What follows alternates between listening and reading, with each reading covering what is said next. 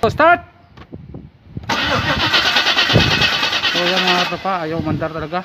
So check muna natin sa computer ko anong problema nito mga tropa. Yan si Mujid. Ang matagal ko nang kasama yan dito sa Jeddah. Tagal ko nang kasama yan. So kamsa na Mujid, ano sasawa Syukol? Kamustas? Kumastas? Na mga siguro 8 years kami magkasama niyan dito sa Jeddah. Audio Jungle.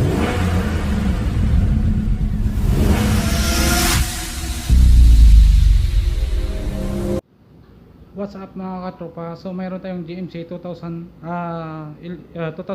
model. So ang kinukomplain ng mga customer nito mga katropa, ayaw mandar yung sasakyan. So nung na-check ko sa computer mga katropa, ang lumabas na trouble code is fuel pump control module enable circuit. So ang problema nito mga katropa yung pinaka-computer niya. So mga katropa, ito yung ang pinaka-computer ng fuel pump. Ang tawag dito mga katropa, fuel pump control module driver. So nakakabit yan dito mga katropa, malapit sa may tank, fuel tank. So mga katropa, kailangan natin ipoprogram ito kasi nga hanggat hindi mo maipoprogram ito mga katropa, walang lalabas na gasolina na galing sa fuel pump papunta sa engine ito. Kasi ito yung pinaka-control niya. Ito yung pinaka-computer niya mga katropa. So kailangan natin ipoprogram to sa online sa Sidelco. Tara, ipoprogram natin to. Papakita ko sa inyo kung paano natin ipoprogram ito. So mga katropa, switch on natin. Dito muna tayo sa GM service online. I-online muna natin to. Yan, tapos login natin. Tingnan natin mga katropa.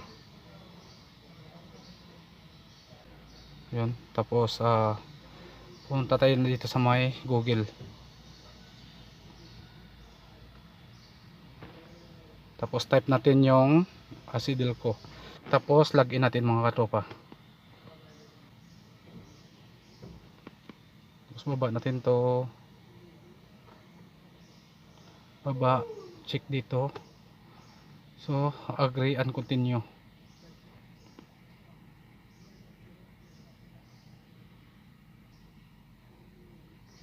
Tapos dito tayo sa may view. Baba natin to. Tapos dito sa may admin.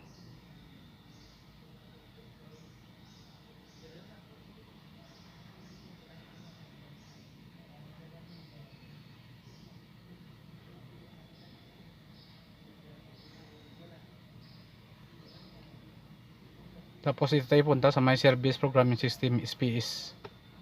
Yan. Tapos i-start SPS natin mga tropa. So hintayin natin yung mag-download dito. Yan. Tapos open.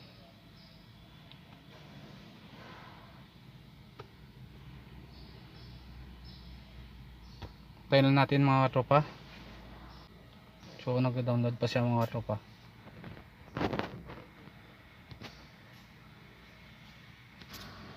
Punta tayo dito sa may G253 tools. Yan, tapos dito tayo sa replace and programming ECU. Tapos next natin. Next.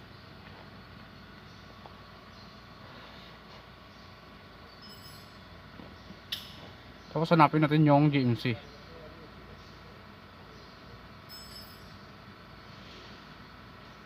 Ito GMC 2008 model. Ito tayo sa taas. Tapos Yukon XL. Yan mga katropa, Yukon XL. So mga katropa, ito yung VIN number nya. So ang VIN number nito mga katropa, dito sa yan sa may pintuan nya ha. Hanapin nyo.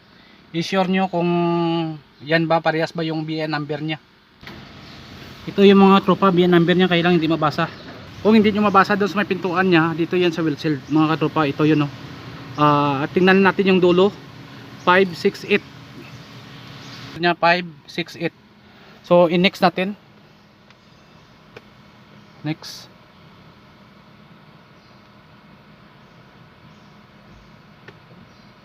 So dito tayo sa fuel pump control module programming. Kasi yung pinaka-computer ng fuel pump yung ipo-program natin. So yan, program natin. Next.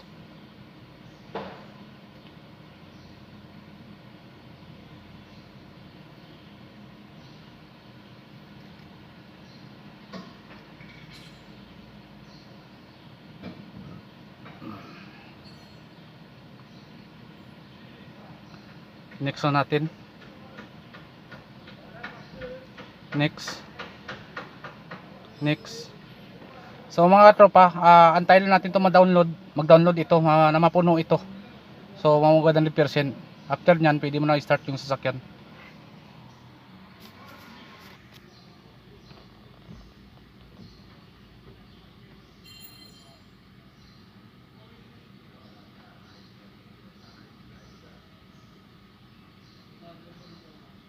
So nag-download na siya mga tropa, antayin natin.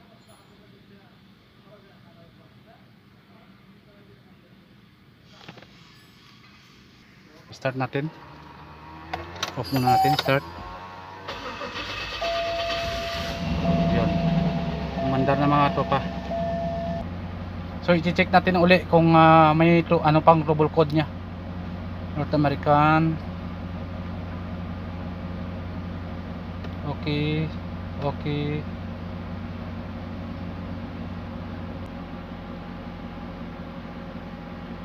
2008 model.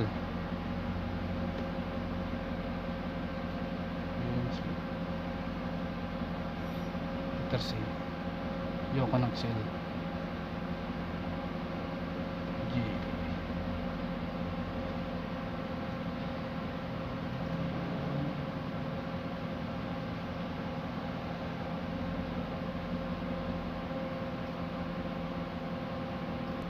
No diagnostic trouble code. Exit natin. Start natin ulit, patay. Start natin. One click na siya. So okay na siya.